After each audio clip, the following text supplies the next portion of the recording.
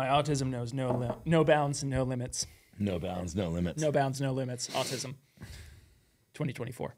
May as well get the party started. Yeah, we might as well. We've been here. We're sitting here for a second. Dude, we sat in your fucking office and talked for like an hour and a half, and now we're in here. I don't know. We'll probably be in here for another 3 hours. Yeah, we're in here for 15 minutes prior to getting started. Welcome to the 2A Procast. Hi. All my 2A potato chips out there. Ooh, 2A potato chips. I like that. I try. What flavor do you think the 2A potato chips would be? The only flavor that matters, Nolan. Anything spicy. You know what I mean out there. Any of you guys. Chili lime. Ooh. Fuck. Good old chili lime. Chili lime is great. Sriracha. Anything spicy. It's the only flavor that matters. Maybe the only some flavor like I can really eat. Wasabi ranch chips. Dude, wasabi ranch, dude. Anything anything that'll make me pee out of my butt, hold on. I'm okay with. Have you had the kettle cooked wasabi? No. Dude. No. I haven't fucked with that yet. I've only found one bag. What? Unbelievable. It's so good. One bag. One bag. It's One man. It's all I've ever had. That's all I've ever had. You've thought about ordering it online? You just keep going to the store. I've got to be able to find it somewhere. I'm an analog man. You are not an analog man. Yes, I am. We just had a lengthy conversation about fucking, what does this mean on the internet? Just you because answered all I'm of them. knowledgeable. Yeah, So 2A Procast, here we go. you know what are we talking about? Go ahead. The wasabi chips. I'm not off the wasabi. Okay. You know how like when you have too much wasabi, it like gives you that nose burn? Yeah. Same thing. And it's beautiful. Oh, and I know it's not real wasabi. It's horseradish. Horseradish your own ass, bro. Oh, is that what they do? They give it a little horseradish. Is that that's what American wasabi is in like sushi restaurants. It's horseradish. Well, what's not American wasabi? So wasabi is actually this little root, and so like they grind it up, and it's super expensive. So they just put horseradish in it and dye it green. There's real wasabi in there. Okay, but it's not like yeah, it's not like ratioed properly. No. Okay. Yeah. I didn't know that. Yeah. Yeah. Well, now I'm going to talk some shit about the wasabi every time I go into a Japanese restaurant. Just be like, this horseradish is bullshit. Speaking of food, if anybody has never had black cod, holy shit, it is fucking amazing. Have you ever had black cod? Have you ever? It is the greatest thing that's ever happened to me. What's going on? God, I hate myself. Have you ever had black cod? Black cod. I know. Cod. It's the best thing that's ever happened to me. Black cod. I was at my daughter's flute recital, of all places. Yes. So you guys know, my wife has a fucking black eye, which makes me look great, right? Dude, yeah. Obviously. Right? I show up to your garage. Fuck. Show up to your house the other day, and she's all black. Hi. Just black eye. I'm like, what'd you burn? Right? And so I'm talking about, a guy taps me on the shoulder. He's like, so I heard your wife has a black eye. Oh, no. Yeah. And I was like, she does. It's covered up right now. The last time she burns the fucking chicken. You know what I mean? And I was like, you know what, Aaron? As a matter of fact, and I turned around and my wife's like, don't. I could see the fucking look in her eyes. She's like, don't do this. And I said, you know what I like to call her when she has two black eyes? Or you know what I like to tell her when she has two black eyes? And he was like, he didn't even say anything. He just kind of backed up. And I was like, nothing I haven't already told her fucking twice, Aaron. And I turned back around. She's like, you motherfucker. So I knew you were going to dude. do something stupid. It's so good. It's the oldest joke in the book. But I knew he had never heard it. Yeah. And then in the midst of all this, my other, like our neighbor that we're friends with leans back. And I kept saying, yeah, I gave her a black eye. Yeah, blah, blah, blah. And then I'm not going to say her name, but she leans back and she leans over to me and she goes, you know, she should be saying thank you. And I was like, why? And she goes, you let her have a black guy? I was like, oh shit. I didn't think about that. She got you, dude. She got me. You got. She's like, you gave her a hall pass on a black guy, huh? I was like, I didn't even think about that. That's how I was. As a matter of fact, if you gave her a hall pass with that, she would probably also still end up with a black eye. Yeah. Do you think? I was so invested in what I was about to say. I'm probably going to cut that out. I was so... Don't cut that out. Okay. I was so invested in what I was about to say that I didn't catch the joke until I really had to think, until you laughed, really. Chris Brown, professional female boxer. Do you think that holster company really thought about the name of their holster company when they were making the branding for that? Which one? Blackhawk.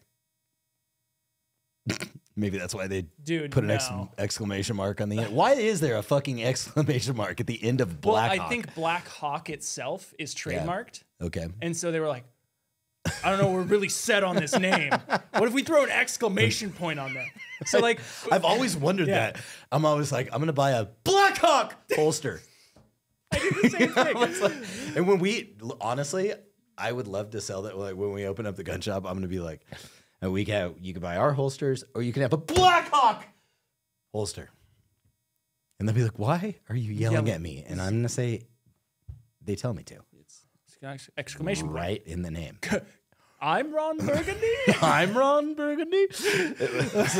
No, I think it was, honestly, I think they were just like so committed, because this is, when was Black Hawk found? Like, oh, Black Hawk was found as soon as the internet was found, really. Really? Well, Black Hawk. Yes. Oh, okay. I was thinking we were talking about porn. No. Okay. Well, that was probably, I started this business almost 9 years ago, and they were definitely around. Yeah, they were around before that. So they've probably been around 15, 20 years. We have the internet next to us. We yeah, could probably whatever, figure it out. dude. I'm an analog man. I'm an analog man. I'm an old man. You know who else has a exclamation mark at the beginning? Go ahead with the theory on that. I was gonna say it was just back in the day when like Viper and like oh yeah, Lone Wolf was like the shit. Yep. Yeah. I was gonna Double Dragon. I was gonna put a snake on one of our T-shirts that we made when we first started making shirts. I was gonna put a snake on there. It wasn't even like the "Don't Tread on Me" snake. It was just like a fucking snake. And it was your brother that it was actually like, don't do that. Take the snake off there. And I was like, why? Snakes are fucking rad. He was like, they were in the 80s, man, but don't put a snake on the fucking shirt. And I was like, okay, all right. So yeah, it kind of schooled me on, the new generation, the new way to do things. You know who else puts an exclamation mark on the back of their name is Panic at the Disco. Have you ever heard of that band?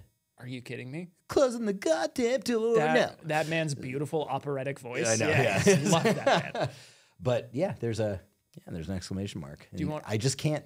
Anytime anybody puts a band name or I just can't read it without yelling in my fucking head. You want to know my favorite thing about Panic at the Disco? Huh. So you have daughters. So I'm assuming you've seen Frozen 2. Or at least has played at your house. I'm just trying to calculate how many times. Ah, there you go. Yep. So you know the main song in that movie, Into the Unknown? Mm-hmm. Have you ever listened to the Panic at the Disco version that's at the end credits? No. That is substantially better than the singer who sings it for Elsa's character. Okay. Dude, guys, I'm telling you right now. Nails it. I don't give a fuck how you feel about Frozen 2. But go listen to Panic at the Disco's Into the Unknown. That shit is bone chilling. It's good. Really? That fucker's got a voice, dude. So he straight sings the entire Into the Unknown song. Yeah. Okay. It's operatic. I'll play it for you after the podcast here. Yeah, but play it in the fucking podcast, like at least a chunk of it. Should I just play it for you right now? And we'll wait. Yeah, fuck it. Why not? Dude, bringing back memories, right? Yep. Okay. Jesus Christ.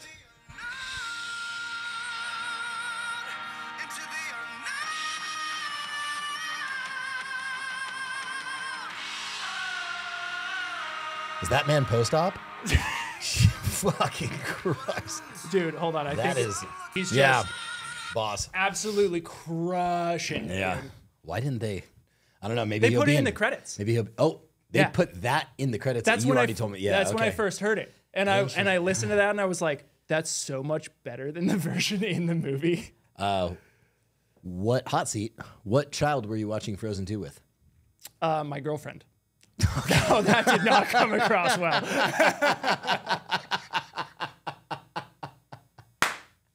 FBI, open up! Jesus Christ. Unsub. Whatever. My girlfriend minor likes Disney attractive person. That's where I can clip that in. Yeah, right minor there. attractive person. Shh. Minor attracted person isn't thing.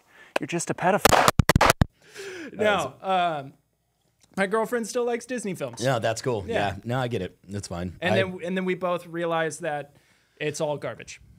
Yeah. Yeah. Because we grew up on old school Disney films, dude. It's not the same. It's not the same whatsoever. And when I was a kid and I heard dudes like, music just ain't the fucking same as it was, I can actually agree with that. Even though I grew up in like 90s rock, and 90s rock is pretty badass. Hold on, can I clarify? My girlfriend's 27 years old. Yeah, can we just clarify that real quick? Yeah. Anyway. Before people are still looking for the unsub button, they're like, oh, where is it? Yeah. Anyways, yeah. That's good. Rock music, yeah. Music's just not the same anymore. When I let her out of her cage, we watch Disney movies. Fuck.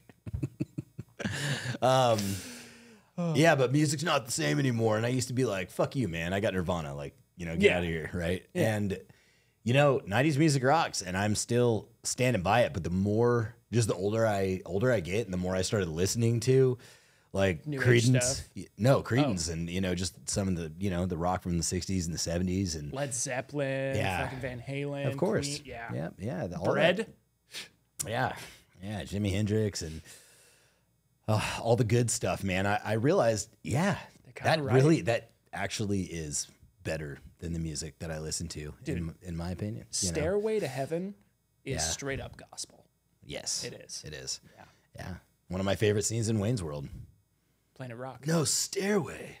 No stairway. They had the no stairway to heaven sign when he was going into buy. No stairway. No stairway. Yep. God, that's a movie I need to rewatch. I know. It's been a while. Such a good movie. Fucking Wayne's World, dude. Planet Rock. Planet Rock. Like, we're in Hawaii. Mocha like a cheeky. Come on, you want to lay me? We're in Delaware. Hi. We're in Delaware. Fuck. So it's so good. What was the primary discussion today? What were? What were? What were? What are the whys and the wherefores? The primary discussion. There's a couple good things here, and I think let's start on this because I know it'll get you spicy, and that'll lead through the rest of the podcast. All right. I like getting you all spicy, like a meatball, like a wasabi. Oh, you don't.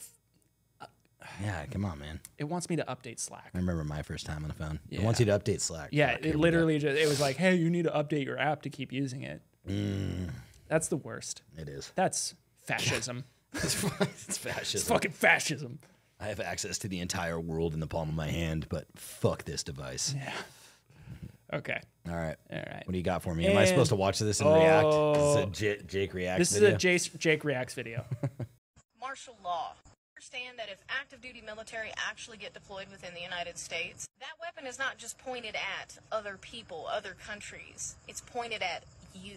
If you do not get in your house when I tell you to, you become the enemy. Which I simply have to say. Is that like in a reference to like you think you're the militia or something like that? Probably. Okay. I wouldn't doubt it. Because what I say to that is if this is the creature that's instilling martial law, I'm not that worried. Yeah. First of all, if you're the one knocking on my door. Now, I'm sure she's got quite the list of combat MOS achievements. Hey, don't call her she. You don't know the pronoun. That's right. That's fair. Come on now. Yeah. I'm sorry. Cancel me now. Yeah. Okay. But every member of the military has this option. You swore an oath to the Constitution, not to the government, the president, or anybody else that's sending you to do the fucking thing. And if what you're doing violates the Constitution, then you don't have to fucking do that. Right. Yeah. I don't know. There's really nothing else to say about that other than like, you don't have to go tell anybody to go get in their fucking house. Yeah. You could just say, I'm not fucking doing this because I swore an oath to the Constitution of the United States. And so did you. Yeah. So did you. So we don't have to do this. And you look around you and say, we don't have to do this, right? Okay, cool. No, and just lay down your fucking arms and walk away. I'm just doing my Take job. them with you. I'm just doing my job. Just doing my job. Just doing my job. Just doing my job. Wow, that got you less spicy than I was expecting. No, because nothing like shakes me anymore. Fair. After the shit that we've read on Reddit today. Yeah. Fucking Christ, dude. Dude, which I don't, I don't go on Reddit. You had to show me the Reddit. So I've stopped going on Reddit too. Yeah. I don't like that place anymore. That place doesn't like us. That place doesn't. And it's to be clear, I didn't stop going on there because they don't like us. I don't give a shit about that. No. I stopped going on there because it's a fucking wasteland. It's a weird echo chamber. Dude, it is. They have this subset of ideas, no matter what subreddit community it's in. Yeah. If you're not a part of that ideological thinking. Yeah, it's the wayside. It's a fucking echo chamber. Yeah. They sit in there and they feed off of each other's ideals, and they're like, yeah, yeah, yeah. And then one guy gets in there to offer some dissenting opinion, and the entire thread shits all over. Dude, it's a giant circle jerk. It's a giant sweaty just circle jerking each other off with Yeah. shit that's not even true. And they're like, yeah, man, yeah. Oh, yeah, yeah, bro. And at the end of the day, one guy like we saw go in there and comment, and he had some pretty sound reasoning for the things that he was saying. Yeah. Just downvoted to hell. Yeah, just they downvoted the shit out of it.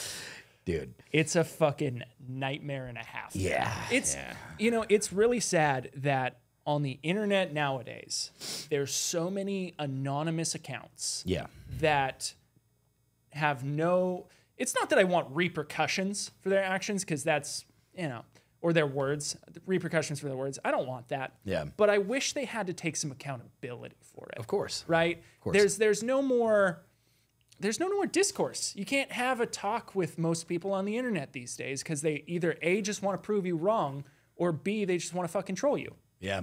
And it fucking sucks. Well, my name on Reddit, because I used to like to go on there and just entertain the trolls. Is Feed the Trolls, right? Yeah, it's like that is my username on Reddit, is Feed the Trolls, and I just go through there and Feed Trolls. feed trolls. It's a lot of fun. Hey, I gotta be fair with you. That's probably pretty entertaining. Oh, it is. Yeah. Yeah. Yeah. As a matter of fact, my last Feed the Trolls turned out great, really. It was a lot of fun. I'm doing a little more on IG now. I'm hopping on other people's IG accounts and that we like. A little clacking back. Yeah, like Scarlett Briggs, right? Shout out to Scarlett Briggs on IG.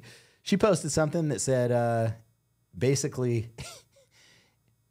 can you remember how it went?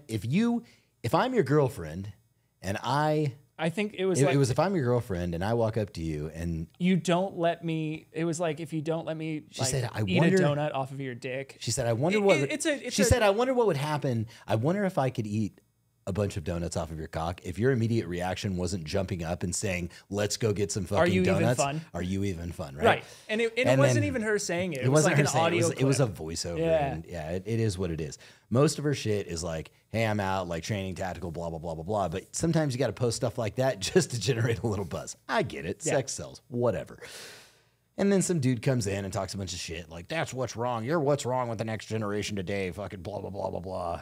And then she said, your mother should have swallowed you. And I pulled up with, this guy was clearly a pullout baby. All of his competition is in a race to the, egg clearly ended up in his mother's belly button. Hashtag feed the trolls. Never end up as a pullout baby, guys. Don't do it. If you're going to have kids, make sure that is an intentional child. And then yeah. Just so you guys know, if you haven't heard the pullout baby theory, It's a legit theory. So what we have walking around, if you're ever wondering, like, listen, this guy is not clinically disabled mentally, but there's just not something right about him. Like he's not actually, and I would never, sit here and talk shit about an actual, birth defect, a disability, a 47th chromosome, Down syndrome, anything like that. Right? You come out, shit happens to you. That's super unfortunate. Make the best of what you got. But then you have this other guy.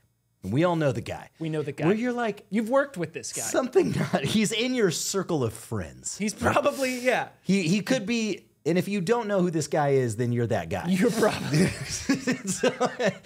And you're wondering to yourself, there's something not right about this guy. He's not, Down syndrome, or there's nothing clinically wrong with him, but there's just something off, and I can't figure out what it is. He's not all there. He's like maybe a little slow, a little uncoordinated. He's a pullout baby. That man is a pullout baby. And the reason, and let me break it down. Or woman. A pullout baby is essentially this. When not given the proper opportunity for all sperm to make it to the egg, what essentially happens, and this is pure science, really. I'm going to write it in a medical journal one day. Get published on PubMed. You've dumped presidents and CEOs on the belly button, or I don't know, your canvas of choice, right? Definitely in your hand. In your hand. Somewhere, a towel, a sock, maybe. And then, but what happened was the initial soldier got in there, right? The one guy, the one lone sperm that shouldn't have had an opportunity to make his way to the egg. It's like a pre-cum baby. It's a pre-cum. They're cheaters. They're cheaters. Yeah. Right? You had no competition on the way to the egg. Right. He's chilling. He's like, oh, fucking squirrel. All right. He's kind of making his way down. He's like, I got some ovaries over here. I'm going to hang out over here. I'm getting distracted pretty easy. What's going on? Maybe he doubles back. Doesn't really know where he is. Can't find the direction. And if any of this is making sense because that is how the individual acts in real life, he's a pullout baby. Pullout baby. Because he'll eventually find his way to the egg with a lack of competition. And there it goes. Now, what you'll find is often a pullout baby, I would assume, wouldn't have offspring that would necessarily, just because they're the offspring of that individual doesn't mean they're going to come out like that, because maybe he went full throttle and sent all the, proper soldiers to capture the flag, if you will. But that's it. I mean, there's nothing really. That's it. There's really nothing more to it. That's my pull-out baby theory. And so sometimes when I meet people and I'm like, I think you may be a pull-out baby. You might be a pre-cum baby. Yeah. Yeah. It's along the same spectrum. And really, this goes all the way back to Stanley Kubrick. Okay? Do tell, pray tell. And so this is where the theory ultimately went in, is because I really analyzed that one clip where what's that guy's name? The drill sergeant Ernie, right? The Marine Corps drill sergeant inside a Full Metal Jacket. Yes. Stanley Kubrick film. If you haven't watched it, Jesus Christ, go watch it 3 times. Yeah. Gunny was the Gunny. Yeah. So he's walking through and he's like, 5'3", goddammit, I didn't know they stacked shit that high. Yep. Bullshit. The best part of you probably ran down the crack of your mama's ass and ended up as a brown stain on the mattress. The best part of you ran down the crack of your mama's ass and ended up as a brown stain on the mattress, a.k.a. Pull-out baby. Pull-out baby, right? So that idea wasn't fully original. It was merely, you're right. The best part of him probably did. Well, the fun part about human society being around as long as it has been, no idea is original at this point. True. Yeah. Yeah. Something is always, borrowed or stolen. So. Yeah. I mean, they came up with, penicillin by taking other ideas and trying to figure things out. Literally bacteria, I believe, right? So. Yeah. Pull-out baby, penicillin, it's along the same realm. It's along the same realm. Scientific Even discovery. Our own, getting back to something that's not sexual or some, dying abscess on your arm that needs penicillin, getting back to something useful, even our own Constitution in the United States, our own Constitution was built on the framework of other countries that allowed their citizens to retain armament. Right.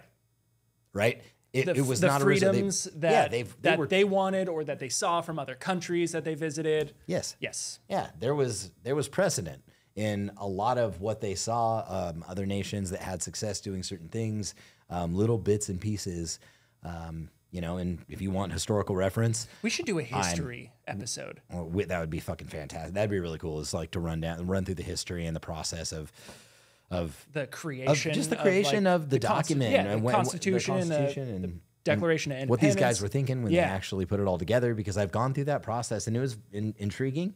And it wasn't them sitting around a table and conjuring this shit up out of thin air. It was like, these things are proven items that work. These are the innate freedoms of man. This is the things that we would need to embed into the document that will live forever. Not be a living document that can be shifted and tailored to the whims of the liberals, or okay, maybe not go that far, of anybody that wants to shift and change the document, because let's be fucking honest, there's fucking Republicans out there that are trying to fuck with the Constitution too. Dude, no doubt about that. So, but I wish there was just a category of political ideology that was a bipartisan. It was on the other side. Like, I wish there was just, or maybe a tri-party, right? Tripartisan, where we had liberals, Republicans, we had Democrats, we had Republicans, and we had constitutionalists. And yeah, go ahead in the comments. That's called a libertarian. Right. It's all been ruined by extremists, and it sucks now. Just constitutionalists. Yeah. Just pure constitutionalists. That we live and abide by the Constitution, and we don't deviate from that because it's like, working hey, does that new bill abide by the Constitution? Yeah. Nope. Does it violate the Constitution? Get the fuck out of here. Fuck out of here. Why can't we have a tri-party where we actually have constitutionalists? I mean, that would be, I don't know. Maybe there's something like that out there, and I just missed it because it votes at 0.2% every year. I feel like maybe. And now I don't think it does. Let's be clear, because I am not super into politics, but part of me feels like that might be the Libertarian Party. That's what I'm saying. Everybody is going to say that's a libertarian. That's a libertarian. But again, they don't. Sucks. But they still don't draw. They don't draw a hard fucking line on. Right. Does it stand the test of the Constitution? Right. It's not a hard line. No. It's still yeah. As long as don't fuck with my freedom. Right. Don't fuck with my independence. Don't fuck with my individual freedoms. And you know whatever else you want to do, we're cool with. Which is really the innate signature of the Constitution, right? It really does embody the Constitution. So that's probably as close as you can get to it. But if there was just a party that said, we have a document that's going to tell us everything that we need to know. Right. And we are only going to go off that and fuck everything else. Right. Then I think we'd be all right. Yeah. I think this country would be a lot better place. But I think we all know we're a long way away from that. And there would have to be the big R word before we... Rape. Raffle? Rhubarb. Rhubarb. Revolution, if you're wondering. That would be the word. Hopefully a non-violent one. That's what I it doesn't. Prefer. Revolutions don't have to. Do you hear me, government agency? Yeah. Oh, speaking of government agency, motherfucker. Should we dive into that? Yeah, let's do it. Oh, I think so. Apparently enough of this chit chat on the podcast and the rhetoric on some of our. Apparently we're too edgy. Apparently we're too edgy. So this is interesting, and because of I didn't call this individual and confirm with this individual to publicize this. We have to keep some names out. I have to keep the names out for now. I should have called and asked, but I didn't. Okay. So here we are. But this is, if you stayed this long in the podcast, it's going to be worth it. If you stayed past Into the Unknown, and you stayed past Pull Out Baby. I really want to see the drop off on Into the Unknown because I'd be willing. Dude, what if it just spikes? That's fucking better. Like, dude, I had to sit through this fucking song. Here we go. You loved it. So we have a wholesale account where we deliver our products to an amazing company. And this individual is just rock solid when it comes to preserving our freedoms. And love doing business with, I'm just going to say... This person's ideology makes me rock solid. I have to use a fucking pronoun here because I'm not going to be able to just call them. Okay. Yeah. All them is okay. Yeah. Yeah, they them, them. They very much know if they are a man or a woman. Yes. But I wanted to use it. Anyway, here we go. They. So this company, rock solid, sell the products to them. They then go out and resell a lot of these products to their community, and they do a great job of doing it. Their mission aligns with ours. And one day they got a knock on the door, or maybe the proverbial digital door, that, hey, we need documents. We need every individual who's ever bought anything from you. We need all of their information, their address, their phone number, and the list goes on. This individual said, fuck off, as I would if anybody came to me and said, hey, give us all the documentation on all of your customer list. I would tell them to kick rocks. But this government agency didn't get what they wanted from the company. So they threw a big stink. They threw a big stink, and they went to, and I will say the name of this, they went to Square. Fuck yourself, Square. Yeah, so they went to Square, and Square, if you don't know, is a payment processing company, and they also allow you to build a website on their platform. So Square gave everything away and kicked this company off the platform. So now this company had no sales for 4 days until they were frantically building a new website and had no way to process the payments. And the government agency got the entire list anyway. Hey, let me just turn off your livelihood because I'm a cuck. Exactly. So we know what has happened in the past. Some people have done the right thing and some the wrong thing. Right. Other examples of this were, and the reason why this is so interesting is because of why this all went down. Now, I do want to talk about for a second companies that have done this in the past and done the right thing and the wrong thing. Liberty Safe, Wrong thing. Wrong thing. They gave away all the information. Don't be a Liberty Safe or a Square. Polymer 80, P80, they did the right thing. But that government agency went to stamps.com, which was their shipping processor, and said, give me. And they were like, yeah, no problem. Yeah. Here's all the information. So I asked this individual, hey, what were they looking for and why would they want to basically get all the documents of anybody that was purchasing from you? It seems fairly innocuous. You're this kind of like locally based company. It doesn't make sense. And they said, you. And I was like, what? He said, yeah, they wanted all of my customer information for anybody that's ever purchased from Tacticon. Anybody that's purchased Tacticon products. We've made now, it, boys. Not from Tacticon. So if you purchased directly from us and you're listening, don't worry. Let's clarify really quickly that if you have purchased from this individual, and eventually I'll be able to release the information, and I don't think you have. If you're in Texas and you bought locally, maybe be worried, I guess. But like, what are they going to do? Like put you on a fucking list? Who cares? Yeah, you're already on a list. You're already on a fucking list somewhere. So, but I will say this, only if you purchase from this individual, they don't have any of our documents. And if they ever came to my door and asked me, here's the thing, is they can't really get anything from me because I don't deal my payment process. This is where this person didn't do the proper. They made it do. They didn't. I don't think they knew exactly what they were getting into when they signed up with Square. But I've been very, very careful to host our website on our own servers, to build my website on my own platform and own it, not on somebody else. That way we can't be shut down. Yeah, I'm not on like GoDaddy's website builder or anything like that. Nobody can come in and just pull the fucking plug on me. My website's my server built on my website that we built, and our payment processor. This guy's amazing. His name's Mike. And I deal with him on a regular basis, talk to him almost daily, and he's on our side. Right, this dude is actually. I didn't know anybody could get more patriotic than I am. And then you met him, and I met him, and I was like, Jesus, man, you are. He is one with us. So even him as a payment processor. So if something went down, and the government came to me, which it sounds like they will soon, and say, hey, give me all your stuff.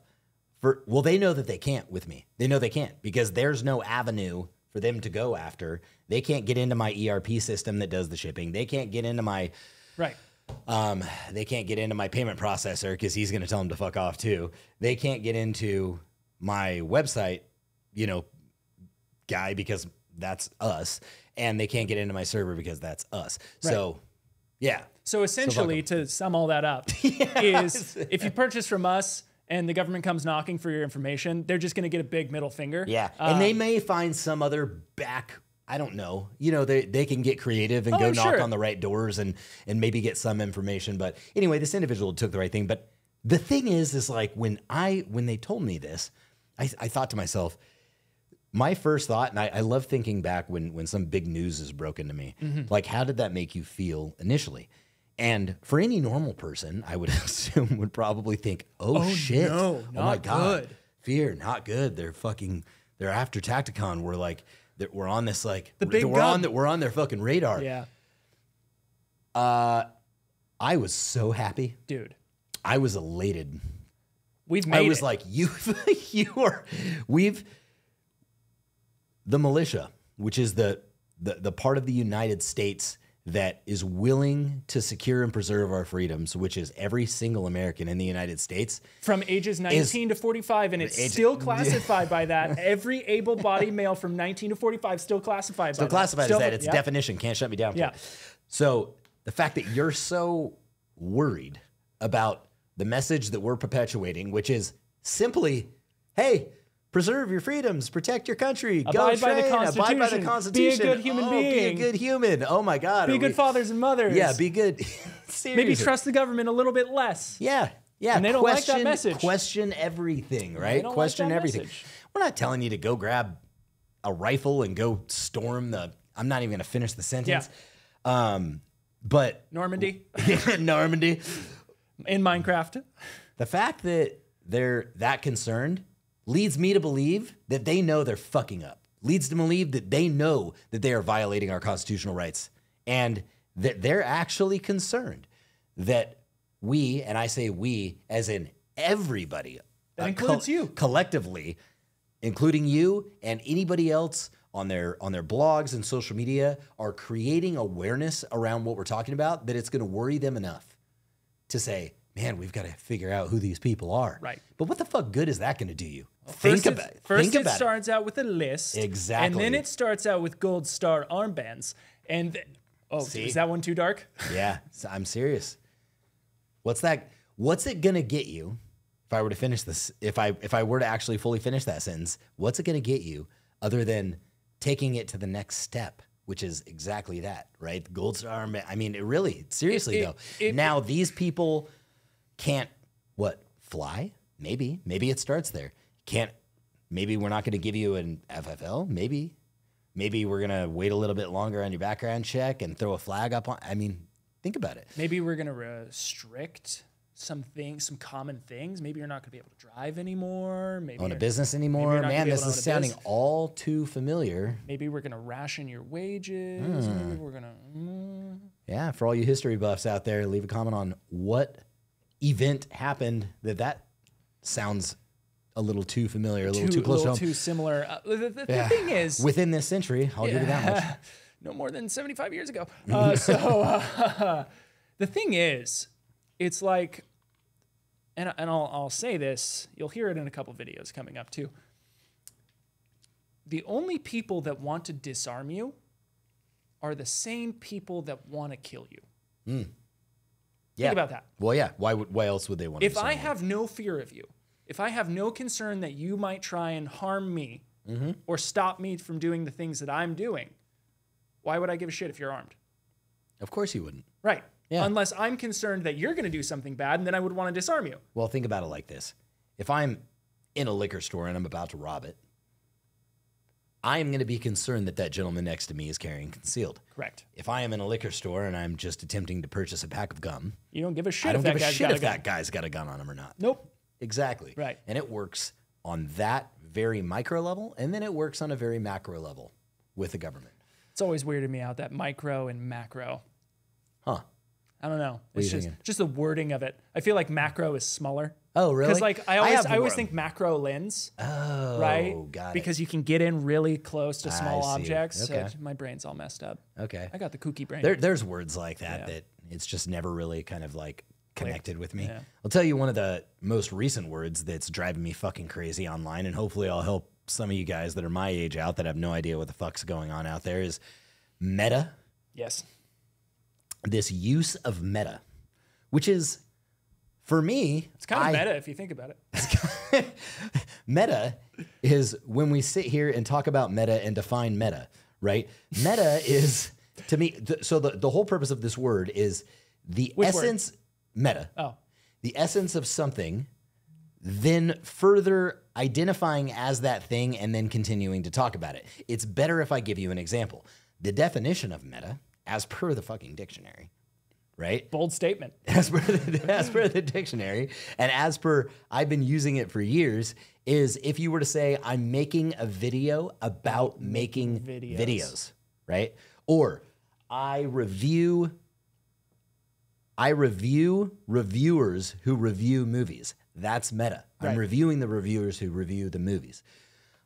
Or you review reviewers reviewing other reviewers. Yeah, right. Yeah. That's meta. That's meta, right? But there has since been this like abuse of the term online, as far as I'm concerned, where apparently anything that originates from a video game reference, oh yeah, like you're out of the loop. Post PlayStation 2. Yeah. Oh yeah. I have no fucking idea what it is. Online gaming, you're just lost. Yeah. So you want to fill me in on? I'll fill you in. Like Craig David? I don't know what that is. That's an R&B reference for all you out there that's ever listened to Craig and David. Not me. Monday, took her for a drink on Tuesday. We were making love by Wednesday. Oh, I've Thursday, definitely heard Friday, that song. Saturday, I didn't know on that. Sunday. Yeah, it's Craig David. Anyways, meta. Yep. So meta is an acronym. Okay. And it stands for most efficient tactic available. And so when you hear the term meta or new meta unlocked, that's what it's referring to. Generally, it's used in an ironic sense or a sarcastic sense. All right. For example, let's say you go to reload your handgun. And instead of just simply dropping the mag and reinserting the mag, you decide to spin it around and do some crazy hoo-ha nonsense with it. And then you reload, and then you punch out, go to work. And go to work. And someone says, new meta unlocked. It's sarcasm. It's ironic. It's ironic. Because it's not actually the most efficient. Right. Right. It's highly inefficient. Right. But it's cool. In the gaming space, it is generally used as like, if something becomes more overpowered than something else, that's the new meta because it's better than everything else. It's like the most if efficient. it's a new weapon system on the game. Right. Okay, got it. You're playing Call of Duty and a gun gets more powerful. That's the new meta. Yeah. Let's go into some other things. I see Chad getting commented a lot, and Chads have always been that was a derogatory term for a long period of time, and then I saw people calling you Chad, and then or even Giga Chad, and then you responding. I feel blessed. You responding with thank you, yes. And I was like, what? So you're not wrong. So Chad used to be a super shitty term, but it has been taken by the internet once again, turned on its head, and now it refers to someone who is successful, sexually attractive, does well with the ladies. Okay. And I've seen here and there morally upright and just an overall and encompassing good individual. Interesting. And then once you add Giga on top of that, it's obviously better. Okay. Because Giga. Giga. Giga means bigger. All right. Yeah. Fair enough. And if you haven't seen the Giga Chad meme, here you go. Here you go. Okay. You're delivering that? Oh, yeah. It's going to pop up. Nice. Yeah. Do it. What were some other terms that we've really been kind of diving into, like Gen Z terms that I found real? I think the best one was that you and I say a lot is fact. I heard him say. I heard him say fax no printer. Yeah. And I was like, interesting. I didn't even know that they knew fax. What a facsimile was. Yeah. So it's when people say I've seen it, fax no printer. I was like, what the fuck is going on here? Why did they keep saying fax no printer? Yeah, for real. Oh, it's so it's because facsimile, fax, but no printer. So it's just actual fax. Yeah, F-A-C-T-S without the printer. Okay. Yeah, fax. Okay, no clever. Printer. Very long-winded way of just saying fax, but that'll work. On God? On God, for real. On God, for real. That shit, on God, for real. No cap. No cap. Straight bussin'. Get me with bussin'. Bussin's like. I'm going to be honest. I'm a little lost on that one, but okay. I hear it thrown around. The shit that got me and I just kind of catch on, and I'm just like, bussin', good. What's the word again when you're really good with the ladies? Come on, what is that? It's you've got. Riz. You got the Riz. You've got Riz. Rizzy Newton. He got but that where, Riz. Do you know the origination of Riz? No. Okay. Yeah. Well, fuck. Yeah, I'm too analog for that. Fuck. Oh God. There's so many. The internet is running wild at an uncontrolled pace at this point. Right. And it's going to be the downfall of humanity. Yeah. I fully believe it. It's gonna take us all under. Yeah. My little brother's like 23 years old, and fuck, dude, I sometimes you can't like. Well, now it's getting a little better, but when he was 5 years ago, and he was just exiting high school, I couldn't even fucking understand him, dude. No idea what he was saying. So speaking of the internet, tear us down. There is currently a meme going around from apparently a trailer of a new movie coming out in spring 2024 called Civil War. What? Yeah, there's a movie coming out called Civil War. Like. Current Civil War? American Civil War. Like American Civil War in its current state? Current state. I haven't seen too many trailers on it, but it's this dude. He's kind of like... I hope they did it right. Oh, no, it's going to be trash. God damn it's going to be garbage. Fuck. But it's this kind of heavier set guy. Somebody called him Fat Damon. I think it was Donut. He called him Fat Damon. Okay. But he's wearing these red, just red plastic glasses. Oh, no. And the meme is, what type of American are you?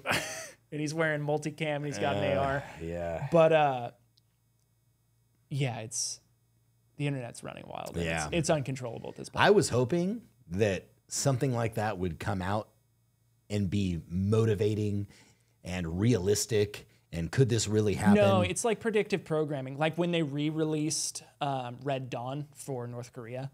Okay. Remember? Yep. Yeah, because they were all afraid of like a North Korean invasion going on. Okay. That was back when they were like, oh, Kim Jong-un has missiles. So let me guess. This is some sort of like government-backed production where it's called Civil War, and then the United States government just demolishes the militia, essentially. The militia force. I wouldn't fucking doubt it. Yeah, I guarantee that would be the ending, and everybody's like, yeah, hooray, like the government wins against that. And they turn the militia into like just this super like, hardcore terrorist group. Yeah. Yeah.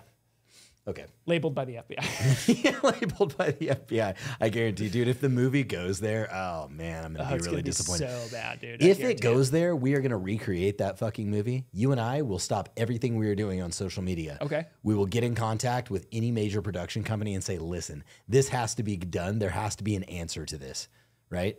And we should figure out a way to get that movie remade with like big name actors and have it done right. Nicolas Cage. And just call it like The Real Civil War, right? It's kind of like a sequel to that bullshit movie. Right. I don't know. We're going to have to watch how it ends. We got to have Nicolas Cage in it for sure. Dude. I'm not even joking. That motherfucker's a good actor. I know he's a good actor, but there's nothing that guy is in anymore that does well. And I want this to Have you seen The Unbearable Weight of Massive Talent? No. Please. Is it? For the love of God. Okay. He's in fucking like every movie. I was laughing my dick off. Okay. So it's a meta film. Okay. Because Nicolas Cage plays Nicolas Cage in this film. And it's fucking hilarious. It's where that meme came from where he's in the car with Pedro Pascal. Oh, and he's right. Okay. Hilarious. Okay, I haven't seen it yet. I need to see it. I watched it with Carly. She didn't laugh too much. Okay. I was laughing hysterically. Yeah, my wife probably won't. She's got a different type of sense of humor. Yeah. Yeah, you'll like it. I think you'll like it. It's good. It's a good, just happy, happy movie. Nick Cage. I think the last film I really appreciated from Nick Cage was Face Off, Con Air. I mean, great. Con Air was great. Great fucking movies. Worst accent in the world, but yeah. His southern accent is garbage. Yeah, it is absolutely trash, but great job, Nick. Dude, it was a great film. Crushed it. Where he's walking towards the guy who has his daughter, right? And he shoots him in the shoulder. He's like, oh, yeah. Keeps going. It really is a fantastic film. Face Off was good. And then Ghost Rider hit. Oh, God. Ghost Rider. Ghost Rider was rough. Such a good action hero. Just really fucked that one up. I don't think it's really his fault, though. I mean, they yeah. I don't know. Yeah, kind of his fault. The acting was terrible, but the script was even worse. It's kind of hard to act good with a shitty script. And I feel bad for him because I feel like he just gets thrown into those bad films. Who's his agent? That's what I want to know. I'm like, dude, you can't just throw this guy in everything that comes your way. He's like, yeah, I'll take it. I'll do it. I wonder if it's just that it's Nick Cage doing it. I wonder if we can get Nick to, get over here and like sponsor Tacticon. You seem to take anything you can get these days. How about a short film with Tacticon? Dude. It's like, I would love that, dude. It's like him and Jean-Claude Van Damme, dude. Yes. So sweet. JCVD. We don't have action heroes. We don't have action heroes anymore. We don't. We have lesbians. Did we talk about this last podcast? No. Okay, let's talk about this. We talked about it on the phone. We talked about it on the phone. Yeah. These fucking action heroes that we've got Hollywood has stripped our action heroes They're from us. gone. Yeah. The best action hero you got is fucking Hemsworth. Chris Hemsworth. But he's more of... He's beautiful, damn it! He's beautiful. But he's really just kind of the new Brad Pitt. Where's my Sylvester Stallone? Yeah. I got Stallone. Yeah. Yeah.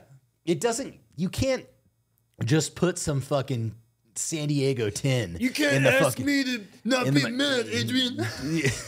It's great. It's fantastic. And there was like morals to the story. And the fucking original Rocky, when he's giving that pep talk to that kid on the street. And it's all about that. That wasn't the original, but that wasn't the original? No, when he's talking about life's gonna hit you harder than you've ever been hit. Yeah, life's gonna hit you harder than you ever been hit. It ain't about how hard you hit. It's about how hard you can get up and keep back moving forward. Keep moving forward. I love it. It's true though, dude. It is, yeah. We don't have those fucking just grizzled action heroes anymore. No, there's morals and there's like feelings. I know. And sensitivity. Yeah, I know. It's not. Where's my Rambo that just gets cut across the chest and he's like, Murdoch, I'm coming for you. Murdoch, I'm coming.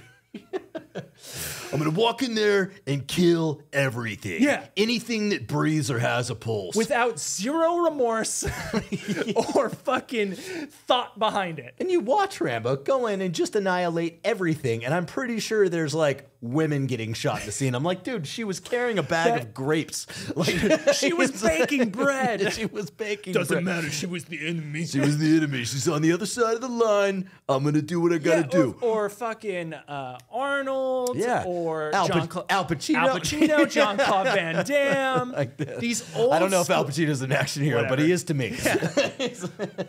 He's a hero. He is a hero. He's a hero. But like. Yeah, Jean-Claude Van Damme is a very good example. I wouldn't classify him as an action hero, but Taxi Driver with help me. De Niro. De Niro, yeah. With De Niro face. You did the face, but you couldn't remember the name. I would say that, so there's the action heroes, and then there were the like the martial arts guys. Right. There was Jean-Claude, there was Jackie Chan, right. Bruce Lee, Jet Li, and the Donnie Yen. Yes, the guy from the fucking thing. Help me. That's very. You're really fluent. He's from the fucking thing. The something man. The OP man. It man. Yeah, that's Donnie Yen. Donnie Yen. Yeah. Yes, It man. Donnie Yen. These old school martial artists. Yeah, they don't have any new school martial artists. Martial arts is like dead in Hollywood right now. Fucking Who's the new? They've got to have one martial arts guy in fucking Hollywood. I'm trying to think. And I mean, Jackie Chan still, they insert him in these videos, but they're all these like kind of like comedy videos. You know what's a fucking grizzled film from him recently?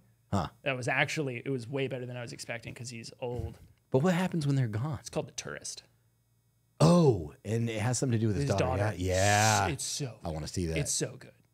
I want to see it. But no, you're right, dude. They're just not there anymore. You'll see some cool fight scenes, like Extraction 1 had fantastic fight scenes. Okay. I think it has some phenomenal fight scenes in it. Right. Extraction 2, I lost my attention. Yep. I didn't like it that much. Because they tried to play out the same thing. So they did. It's like when you first saw John Wick. Right. You're like, oh. Okay. And then that's a good. Okay. Yeah. Good example. Carry on. Yep. But then you see John Wick 2 and you're like, okay, this is kind of the same thing. Yeah. And then John Wick 3 and you're like, okay. You're just trying to make And then money. John Wick 4, you're like, I know. Yeah, John Wick 4 was a little underwhelming. It was really underwhelming. I still fangirled it out because, like, I would like to offer some dissenting opinion through the John Wicks, because in my opinion, John Wicks were actually progressing and getting better. Really? I don't know if maybe I was high, but I legit thought, like, I was like, how could 2 be better than 1? How could 3 be better than 2? I really want to see number 4. And then I saw number 4 and I was like, I don't know if I ever need to see it. I mean, I'll watch it because it's John Wick, but yeah, it really, really fucking disappointing. See, I still think 1 is the best. Okay. I think 2's acting is better because Okay. I think Keanu played Keanu a little bit better in number 2 than he played Keanu in number 1. Keanu plays Keanu the same in every fucking It's like film he's Nicolas in. Cage. Keanu didn't change from Bill and Ted's Excellent Adventure into John Wick. So he was the same fucking guy. So here's the He thing. just had a different script. Here's the thing that I've noticed about a lot of actors. They're the same. They just play them, but we think there's very few actors that play different actors. Okay. That play different characters, I should say. Right. Leonardo DiCaprio is one of them. Okay. He plays different characters. He plays different characters like incredibly well. Have you seen the new one that he just came out with? No, I want to. Yeah. But Brad Pitt really plays good. Brad Pitt in every movie. He does. Yeah. Right? Yeah. you're Nicolas absolutely Cage is Nicolas Cage. right. Robert Downey Jr. plays different actors. He plays different Pineapple characters. Express. I still haven't fucking seen it. Can't believe I haven't seen Pineapple Still Express. haven't seen Pineapple Express. Haven't seen it. That's rough. Fuck. But Robert Downey Jr., yes. but still. He plays different characters. Exactly. In fact, I watched a movie recently where I think he was like the attorney in the movie. God, I can't remember what it was. Is it where his mom dies and then he goes back home and his dad's a judge? I think maybe. That's No. a good movie. He was in a regardless. movie recently that I didn't even know it was fucking him. Oh. It was that good. I was like, holy shit. This is Robert Downey Jr. the entire time, and I didn't even know it was him. Scarlett Johansson. Plays Scarlett Johansson. Right, you're right. In every film. Yep. Yeah. Yep. You know who is great at playing different characters where you get halfway through the movie and don't even know it's him? Again. The Butcher. What's his name? I don't know. I'm going to look it up. Give it to me. Give it to me. Last of the Mohicans. What's his name? God. I'm an oil man. God, it's on the tip of my tongue. It's on the tip of my tongue. If it's the same guy, I'm going to shit myself. It's probably the same guy. God, Daniel Day-Lewis. Oh, Daniel Day-Lewis? No, yes, dude, absolutely. I never realized Well, he played Lincoln, right? I mean... I never know it's Daniel Day-Lewis until I see the credits and it says Daniel Day-Lewis. You know what's interesting about Daniel Day-Lewis in Lincoln? I think they... God, where did they... I want to say they filmed somewhere where he either lives... Does he live in Scotland? Daniel Day-Lewis? Yeah. I don't know. I think he lived in Scotland, but wherever he lived, he never got out of character. So what do they call that? Method actor. So he just stayed in character the entire time. Read a little thing about it when Lincoln was released. That movie Lincoln was released. And it was really interesting. He's Sir Daniel Scottish? Michael Blake Day-Lewis. Okay. Where's he from? Well, if he's Sir, it's got to be Scotland or Kingston, somewhere. London, United Kingdom. Okay, London. So he probably has a house in Scotland. He's got a house in Scotland, Probably. but I remember vaguely reading that he stayed at his house in Scotland and completely got into character and never shifted before filming for like an entire 2 months or something, or a year or something obscene, where he just became the character, right? The guy that I'm thinking of, he was in Fifth Element. Bruce Willis? No, God, no. Bruce Willis plays Bruce Willis. Another character who is just Bruce Willis. He was like in the Fifth Element? Yeah, he was in the Fifth Element. He's in a ton of movies, and he's a fantastic actor. I got People are probably screaming at the podcast right now, like, I know who you're talking Gary about. Oldman. Gary Oldman. I know his son. Gary Oldman's son is a fucking... I love that man. Gary Oldman. Gulliver, I know you're not listening, but I love you. But I love you. Gary Oldman was in that movie with... A lot. He was in a lot of movies. He was in the movie... who's the dude that was in the Korea movie with Seth Rogen? Oh, God damn it. We're blanking so hard right now. I know. Why can't I remember these fucking names? It's got to be the shittiest podcast ever. People like, in case you guys don't know, Jake and I really like movies. I know. The Interview is what it is. It's The Interview, and it's that fuck. He's also in Pineapple Express. Right. James Franco. So he's in a movie with James Franco, and he plays this drug dealer in one of the scenes, and I watched the movie multiple times, and I never realized it was Gary. One time it rolled credits, or maybe at the beginning of the movie, I was like, holy shit, that's Gary Oldman. Dude, you'll just find Severus Snape. Yeah. Oh, no, sorry, Sirius Black. He was Sirius Black. He was Commissioner Gordon. Yes. He's been so many different characters. Yeah, he's a great actor. Fantastic actor. Fantastic. Yeah. Yeah, so I feel like this hit a wall. But... No. Action heroes today? No, it didn't. Didn't. Action heroes today, we got the guy from Jurassic Park. What's his name? Chris Pratt. Chris Pratt. So that's really what you get. You get Chris Pratt. And he did a wonderful job in the show that he did with the SEALs, which was The List, I think. The Terminal List. The Terminal List. Okay. Yeah. Terminal List. If you guys haven't seen Terminal List, get on there. It's on Prime. It's on Amazon It's Prime. like in 10 episodes. Oh my God, it's so good. I couldn't stop. I couldn't stop watching it. It's the most... it has to be the most fantastic series I've ever seen. I watched it pretty much through in like a day and a half. Yeah. And then it was probably a little less than a month ago. Carly was like, do you want to watch a show? And I was like, hey, do you want to try out the Terminal List? She's like, sure. Yeah. I put it on.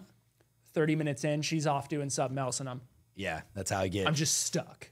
So if there is no actual action hero to pull from, I can at least say that he did it in Terminal List. Now, he may not have done it in Jurassic Park or anything, but that dude fucking crushed it. You know what? I'm going to give it to Chris Pratt. I think he's an actor. He's not... He's right in that ballpark of he plays different characters. John Krasinski. Krasinski. Krasinski. Yes. Same that deal. guy. That dude's fucking crushing it. Fucking great. 'Cause he's in 13 hours. Directed by Michael Bay. I know. Dude. He's amazing in that movie. Jack Ryan. So Great he's show. Jack Ryan. Yep. Great show. Great He show. plays the spy.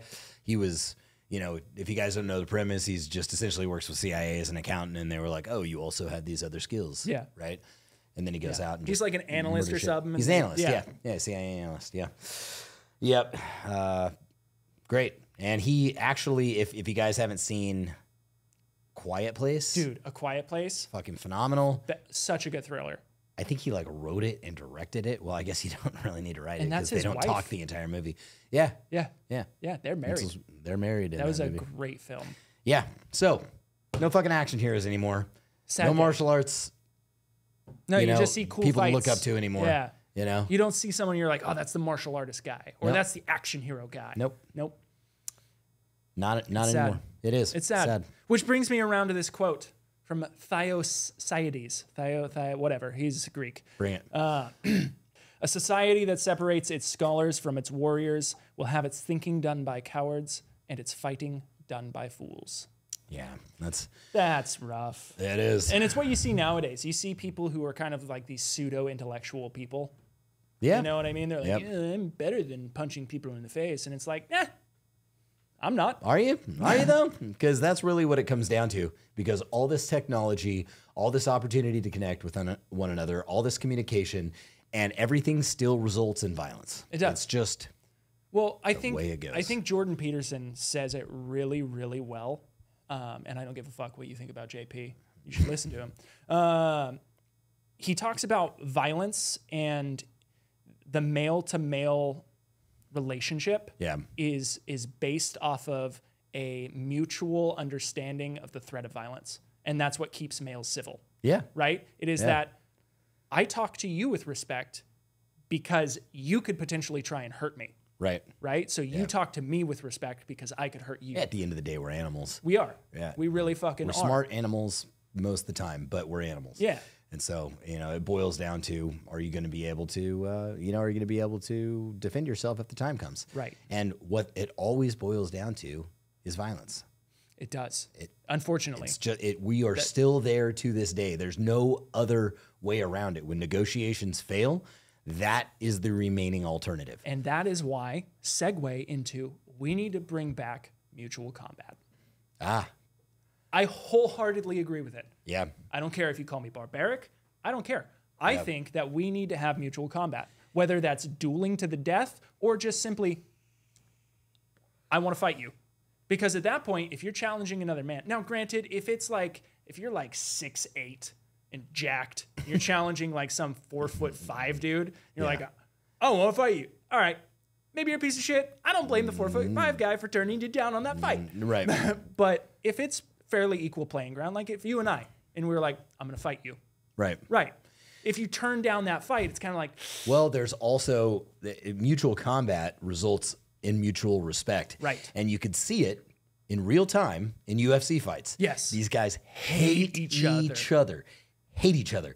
And at the end of the fight, one of them beats the other person's ass, and both of them. They beat the fuck out of each other, and they hug. And they hug. They're like, man, good fight. Yeah. Mutual respect.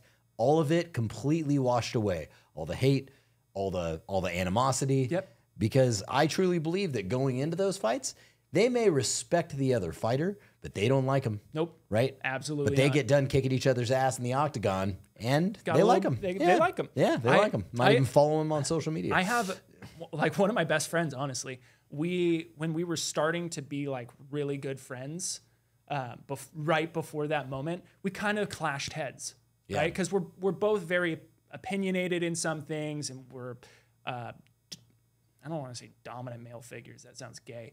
But we have a lot of testosterone. Yeah, both alpha. Yeah. Yeah. And so one day, I was like, let's fucking roll, dude. Me and you. I looked at him. I was like, let's fucking grapple. Yeah. Let's throw down. And he's like, all right, let's go. Yep. I threw that bitch in a headlock, and best friends ever since. Absolutely. Yeah, absolutely.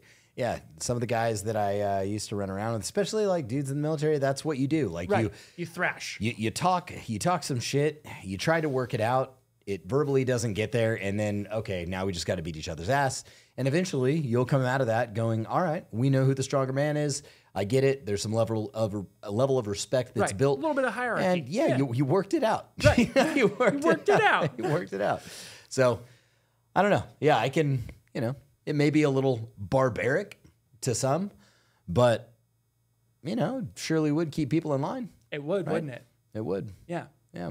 All of a sudden, those McDonald's employees, when they're throwing fists, dude. Yeah, something to think about. Something to think about when you're mad they're not getting you your food. There's just too much. There's too much protection. There's too much insulation. Too nerfed up. Yeah, everybody's all nerfed up now. It's all nerfed up, dude. It's all nerfed up. There's insulation between one individual and another, and it makes you think like you can get away with calling another man's wife a certain name, dude. Right? Ooh. It happens all the time, and you can't do anything about it because watch me. Calling. Well, what I'm saying is like in accordance to the law, right? Just because that dude is disrespecting your wife in front of you, and you go knock him out. You're in the wrong. You're in the wrong. According to the law. You're going to jail, and you're going to have a case on you, and it's going on your record. Right.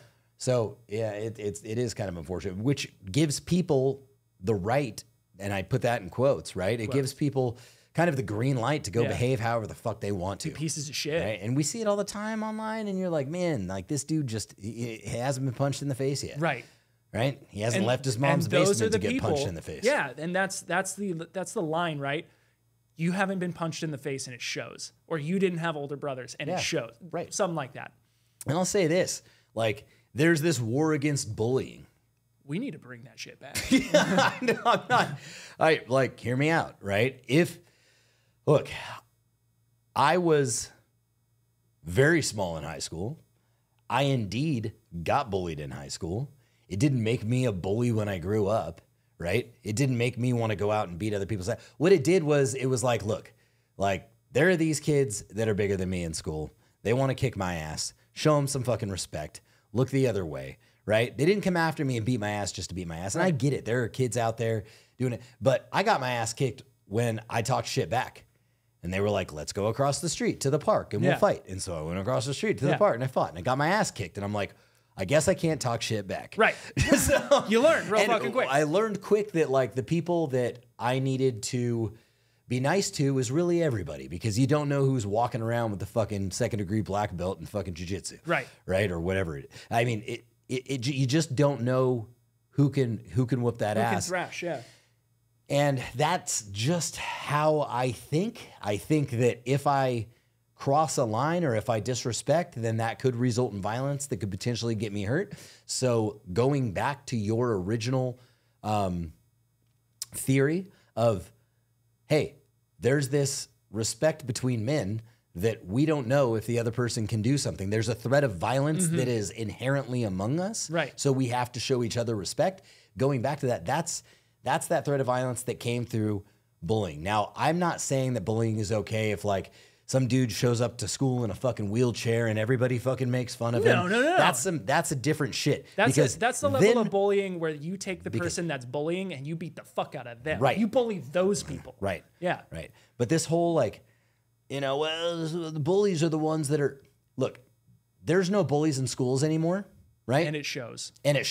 They're taking the bullying completely out of schools because what they're doing is they're almost mislabeling bullies. So you stand up for yourself, right? Somebody talks some shit and you go fucking smack them in the mouth at school, and that kid is the bully that did that. Right. Well, here's the deal. If that kid can no longer go get immediate retribution on the kid that is talking the shit to him in front of everybody, right? What does he do? He bottles it up and bottles it up and bottles it up and internalizes it. And then he writes a fucking manifesto and he goes back into the school and does some terrible things that we hear about on the news. I mean, I don't know. Like, I just think that like going across the street and be able to get in a fucking fight sometimes, you get it out of your fucking system. Blowing off steam. You blow off steam.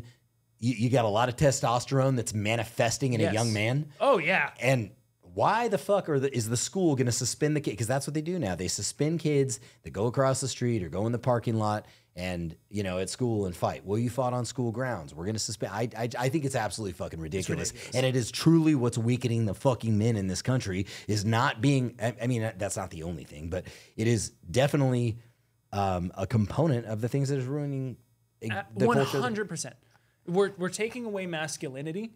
And that's kind of what it boils down to is, unfortunately, that's part of what comes with being masculine. Yeah. Is being able to fight, being able to defend yourself, being able to stand up for the little guy, being able to throw down when someone disrespects you. Yeah. And, you know, it's not bullies that go back into the school. People, but that's the misconception. Well, the bullies are the ones going back into the school and lighting it up. No. Right? They're the ones that are going and getting, it's not the bullies that are going into school and lighting it up. It's the quiet kids that It's the quiet kids that are doing it. It's the, quote, nerds, right? Right. Why are there nerds? Look, bullies don't write fucking manifestos.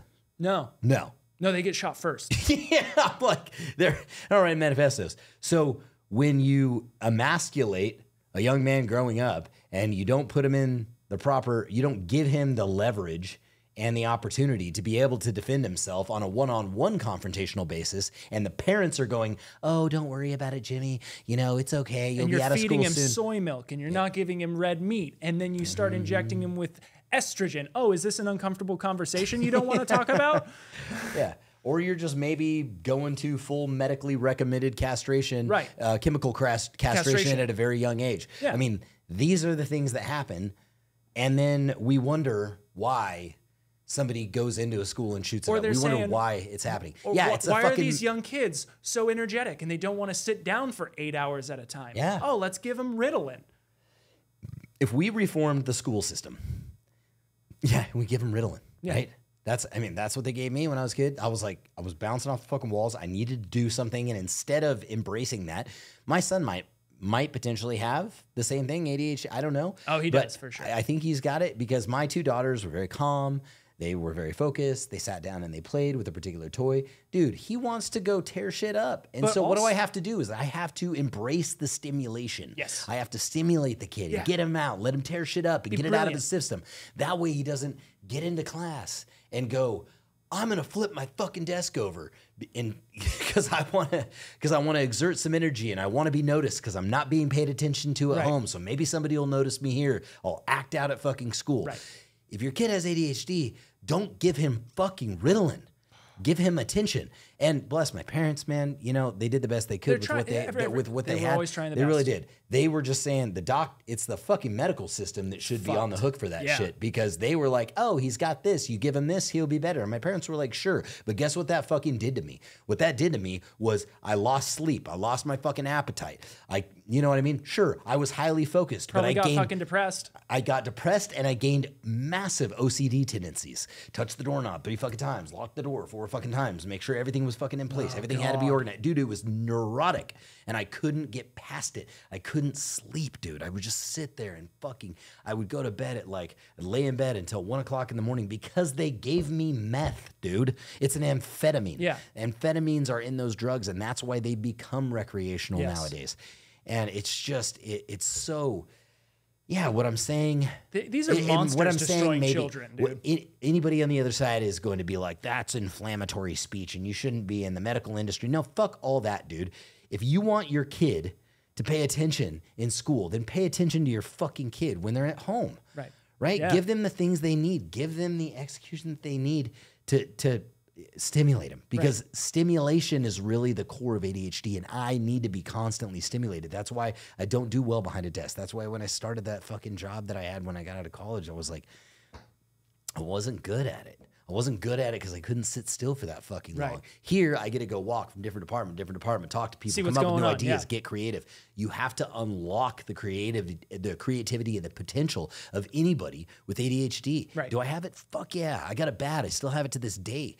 You know, I mean, you could see it in the way that I talk. I'm just overly, but if you harness ADHD, it's a superpower. It is a fucking superpower. Oh, yeah. You will get locked into this one thing and nothing else can come in between. You won't even eat for 13 hours because you're so focused. No, I stay up all night. Like I got this idea and I need to get it done and it's got to be done. But the detriment to that, like the problem that comes along with that, is that the second the motivation subsides, it's gone forever. It's gone forever. You got to get it done. And if you know yourself, that's why in your ADHD, you know it has to get done in that fucking moment, because you know yourself. You know the second that next shiny thing comes along the way, and the second your motivation really subsides, and I wouldn't even call it motivation, I would call it inspiration, right? Inspiration, there's a short window for inspiration. And this doesn't just go with anybody with ADHD. It really goes with anybody. To get inspired, right? I knew that I had a short window to start this company. I was inspired. I was inspired to do something. I felt compelled to do it. And I fucking got it. I just stayed up late and got up early, and in between fucking breaks, I was reading books. I was digesting information, and I had to get it done. And thankfully, it got done in that window of inspiration. That window of inspiration is so fucking critical, for everybody to do anything. If you feel inspired to go pick up a fucking camera and like start a YouTube channel, then my advice to you is go pick it up now. And do it. And just film and just do it and get it done. Because the problem with my ADHD personally is I will have analysis paralysis, as you've seen with a 2A Pro course that we're doing, dude. And I will just sit there and study and research and try to figure it out and make it the best. And this like OCD component comes behind it, that if I don't do it right the first time, then it's never going to work. But you don't have to do it right the first time. No. The thing is with the creative thing, and I want to add to this, be garbage at it. Just get better. Yeah. It really is. Carly does the same thing. She has, thank God I don't, but she has that paralysis as well, where she won't start something because she's afraid to be bad at it. Yeah. And the reason I say thank God I don't have that is because you have to be willing to be garbage at something to be good at something. You do. You have to. You do. You're never going to be innately good at everything. You're going to suck at everything you first start at. Like, you're going to have those like built-in talents that will help propel you to the next level on a particular item, but on a particular task item rather. Right. But it's still gonna suck. It's still gonna suck. Dig into the depths and the bowels of our fucking YouTube channel and find out that, like, look at the videos that we first did. Look at the videos, like, they're trash, dude. But my first videos are shit. But guess what? A lot of those fucking videos have like 3 views. So maybe they have more now, just because people will go back and watch them. But in the beginning, nobody fucking sees them anyway, dude. No, like nobody fucking cares. Nobody cares about you. Nobody cares about what you're doing. You just got to get going. It is. And that's the whole thing with, it could be like that with working out, right? Yeah. Like getting in the gym, just doing something. I remember, I'll never forget, I was driving down the fucking road one day, and a good friend of mine was in the car with me, and he was like, dude, what the fuck is she doing? And it was this overweight lady running down the road, and he was laughing at her. And it's like she's doing exactly what she's supposed to be doing. Yeah. I looked at him, I was like, are you fucking kidding me? Yeah. She's out on the road running. Yeah. That's what she's supposed to do. That overweight, she's she should be fucking running. That's great. I commend her. I want to stop and applaud her. Great work. You're doing the right thing. Right. Keep it up. Right? Because that's the shit that's hard to do, because you don't see the fucking weight shed immediately. You know what I mean? You're going to suck at it. You're still going to fuck up your diet. You're not going to eat right. Yeah.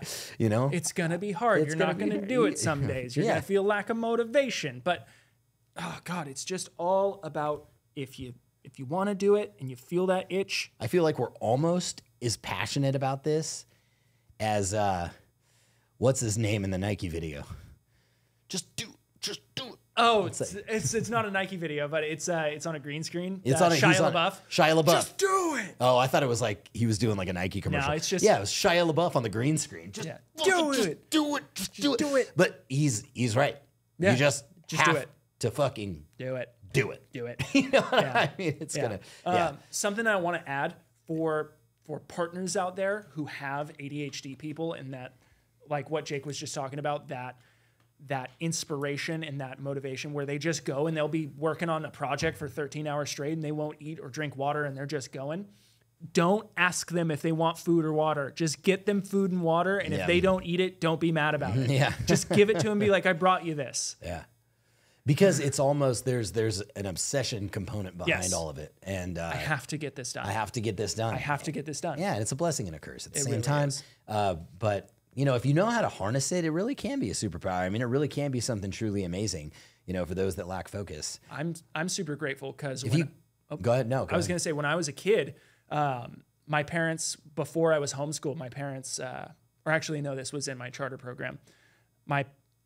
the parent teacher like meetings to see how the kids are doing and all that, the teachers would be like, so Nolan doesn't like to sit.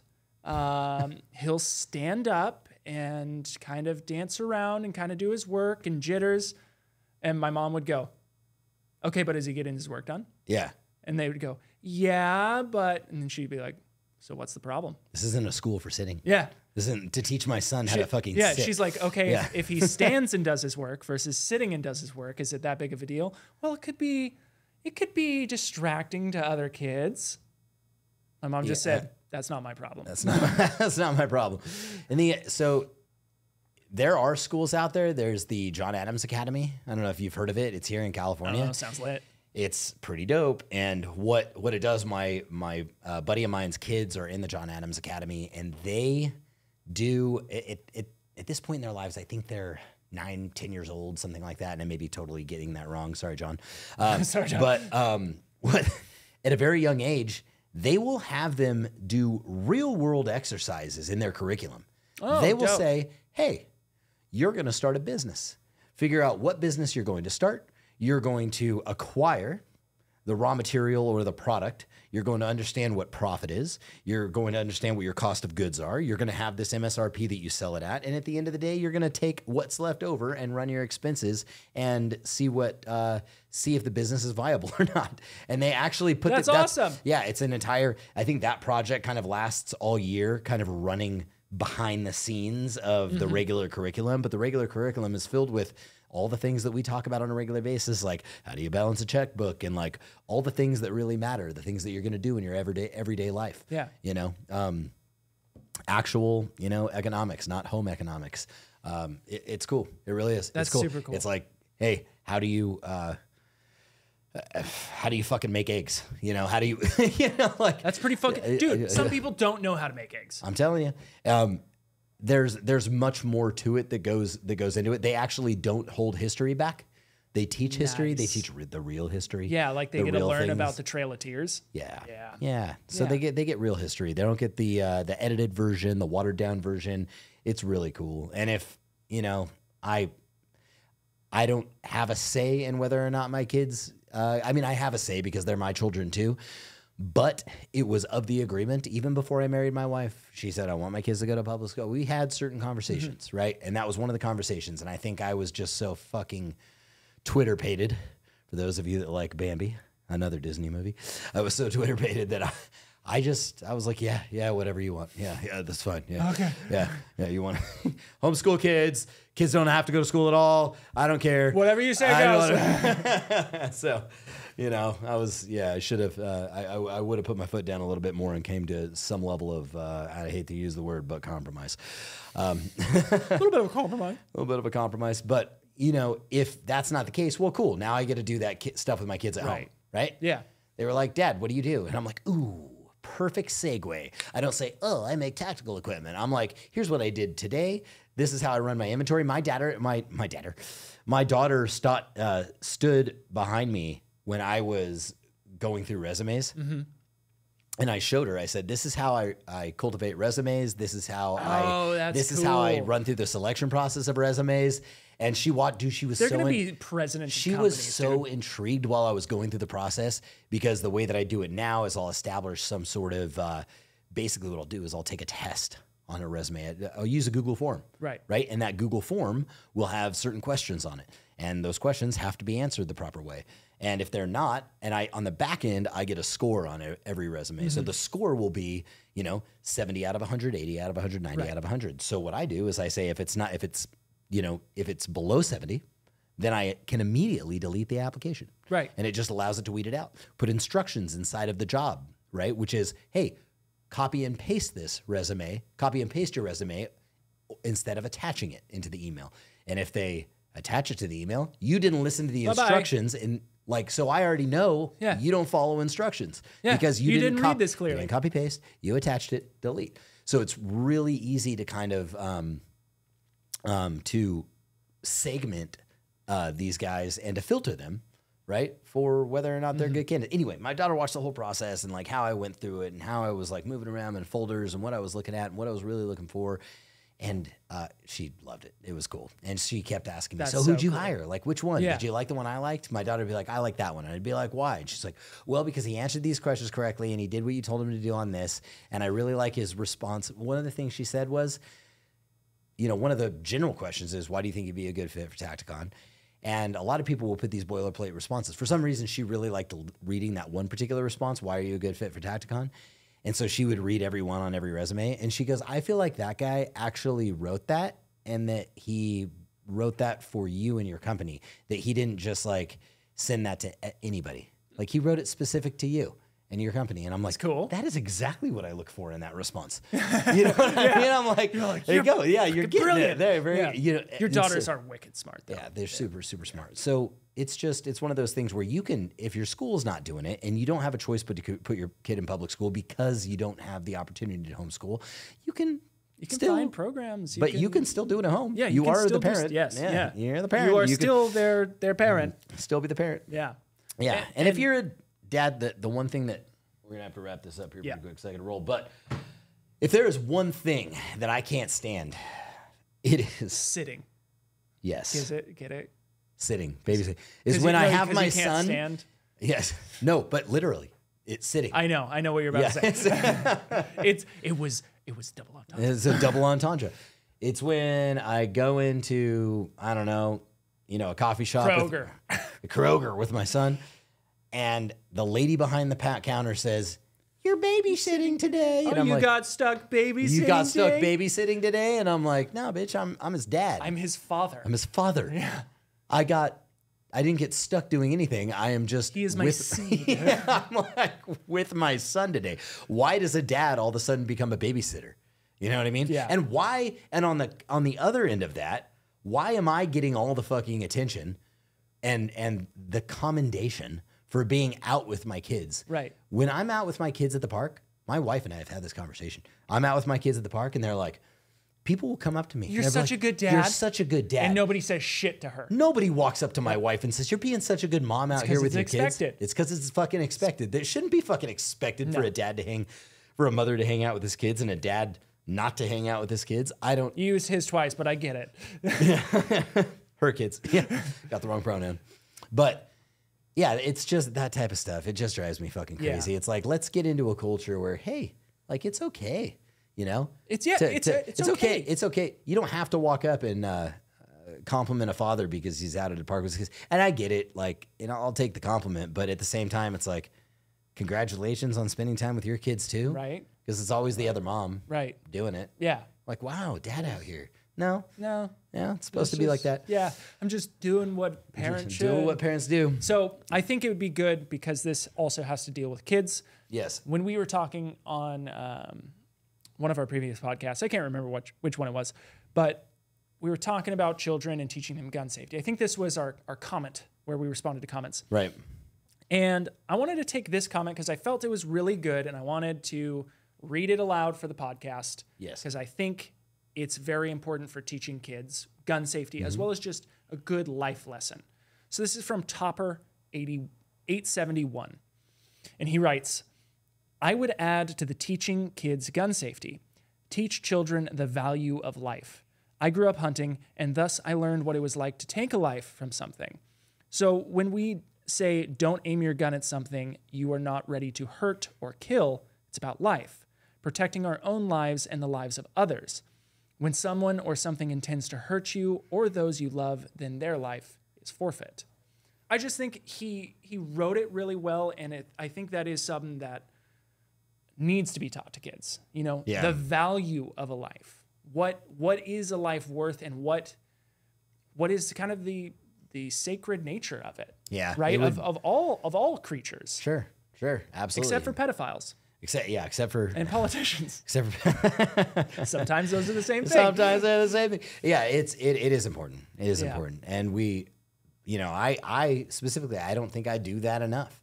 Like, how sacred is this? This is the most sacred thing. Right. The lives that we lead, depending on what you believe in, could be our only one. Right. And if you take that away from somebody, then you're not only taking that away from them, you're taking that away from their family. Right. Everything that goes into it. Those conversations need to be had, because the other side of that is I'm, you know, aimlessly, and I'm not going down this road. Don't think I'm one of those guys, but if you just if you let your kid sit in front of a fucking video game and schwack dudes all day in a fucking video game, and he associates that with real human life, and you're not teaching him any different, then he's thinking that our lives are just as important as the lives in the fucking video game. It's quite possible. And then bad shit happens some days. You know what I mean? It's quite possible. Yeah. Yeah. It's, you know, you're the parent. You're there to guide your kids. Yeah. Yeah. Yep. And you had mentioned to me one time that you had killed an animal when you were a young boy. Oh, yeah. Lad. When I was a young buck, I was probably like 5-6 years old. Yep. I saved up enough shore money to buy a BB gun from Big Five. Red Ruger rifle. Red Rider. It was on sale. It had a gold trigger. Nice. It was sweet. Nice. And I had this BB gun, and I saw a bird up in the tree, and I was like, shit. I'm going to get this I'm going to kill this little fucking bird. Right? Because you can only shoot soda pop cans so long. Yeah. Then you got the taste for blood. And so I pumped that bad boy up, 10 pumps. You're only supposed to pump to 5. Yeah. Cranked that bad boy back. Boom. Shot this bird. Down it goes. Yep. Splats to the ground. I go over, pick the bird up, and I'm looking at it. Tears start filling my eyes. I'm so sad that I just killed this little bird. I'm like, why the fuck did I do that? Yeah. Right? Like, and my dad comes up to me and he goes, so how do you feel? Do you feel bad about what you did? And deep down inside, he's like, please feel bad. Please for the feel love bad, of God. so I don't have a fucking Dexter on my hands. And this was like the first time I ever lied to my dad. I was like, I'm fine. I didn't feel anything. fuck the bird. Yeah. I didn't play with that BB gun for like a fucking week after that. But I'm fine. Everything's fine. I eventually got over it. But Yeah. It was a hard hit as a kid. Yeah. Because I was like, look at this. Why did I do that? Right. Yeah. Sorry, little bird. Yeah, you know. R.I.P. bird. It happens. So, to wrap things up, I don't know how to wrap anything up. How would you like to wrap things up? I think the best way to wrap this up, act like you would in person on the internet. Yeah, man. It starts with us. Yeah, it does. Legitimate debate. And look, like Michael Jackson said, if you want to make a change, take a look at yourself. Start with the man in the mirror. Start with the man in the mirror. Yeah, and that's true. Like, yeah, it really is. Yeah, like you want to do better, be better yourself, and then that will rub off on people. Yeah. And if you're Michael Jackson, you'll probably rub off on people too. Don't be an asshole on the internet unless people are being assholes. Yeah. Seriously. Yeah. And the way to come, in my opinion, really correct against fucking trolls is the second you get mad, they win. Right. So what I like to do is just take every little bit of comedic value that I can conjure up and then dish it back out as if I don't give a shit, right? You care because you're trolling and you're commenting, right? But I like to feed them. I like to feed into it because then you make a little joke or you say K or something ridiculous, and they get more mad and more mad, and you just keep dropping these little nuggets, and their paragraphs get longer and longer and longer. Yeah. But the ultimate goal is not doing either of those things, and we can just listen to each other, because people that write legitimate, valuable, dissenting opinion on our channel, I will absolutely be like, I totally see that point of view. I don't fucking agree with it, but I get it. I get it. I can see why you would think that. Cool. Yeah, don't agree with you, but I get it. We need more of that. I think we just need more of that for the internet to be a better place. And then I think the final note is be okay with being wrong. Yeah. Yes.